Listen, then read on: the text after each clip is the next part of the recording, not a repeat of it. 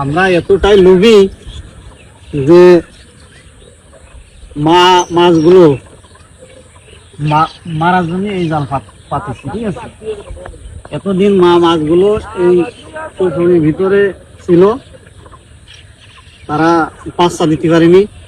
এখন নতুন পানি আছে, এখন হচ্ছে গিয়ে মাছগুলোই বাচ্চা দিবে, ঠিক আছে। এই বাচ্চা দেওয়ার আগেই আমরা কি করতেছি, এই যে মানে এই জালকে যে চায়না অটো জাল বলা হয়, মানে ম্যাজিক জাল যেটা, সেই জাল পেতে মাছগুলো মেরে ফেলতেছি। আমাদের মাছের সংকট কি খালি খালি হবে? দেখেন, মাছের সংকট তো হবেই। দেখেন, এই জালের ভিতরে যদি কোনো প্রকারের মাছ ঢোকে, ছোট হোক বড় হোক, যে কোনো মাছ ঢুকবে, এর কোনো বাড়ানোর কোনো অপশন নেই, ঠিক আছে। একদম এতটুক সাইজ থেকে আর এত বড় সাইজ টামাটি, যেত বড় মাছ, যত ছোট মাছ বড় মাছ, সব মাছ বাধা পড়ে যাবে। এই কারণে আমাদের দেশে মাছের খুব সংকট পড়ে যাচ্ছে। আমরা এই জালগুলো যদি না পাতি, এখন নতুন পানি হয়েছে, নতুন পানিতেই হচ্ছে গিয়ে মাছগুলোই ডিম দেবে, বাচ্চা দেবে। আর সেই মাছগুলো আমরা এই যে এই জালগুলো পাইতে পাইতে সব মাছগুলো মেরে মেরে ফেলতেছি। আসলে কিছুদিন পর কিন্তু এই মাছগুলো আমাদের মাঠ পরিপূর্ণ হয়ে যেত, অনেক মাছ হতো। আসলে এই মাছগুলো আমরা এখনই মেরে খাই ফেলতেছি, ঠিক আছে। আসলে আমরা এতটাই লোভী হয়ে গেছি বাঙালি, বলার কিছু নেই। আসলে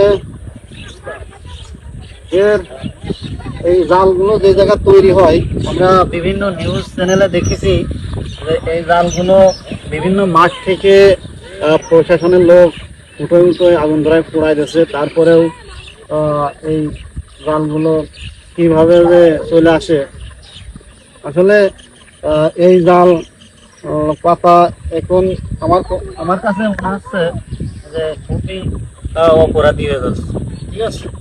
তাই আপনারা এই জালগুলো আপাতত না পাতলেই ভালো হয়। আর এই জালে যে কোনো মাছ ঢুকলেই বাধা পড়ে যায়, ঠিক আছে। যাই হোক, আপনারা নতুন পানিতে এই জালগুলো পাতবেন না, যাতে যে মাছের ডিম হচ্ছে মানে ডিম আছে বা হচ্ছে, এরা এই নতুন পানিতে ডিম দেবে, ঠিক আছে। দিলে এই মাঠকে মাঠ পরিপূর্ণ হয়ে যাবে আমাদের মাছ।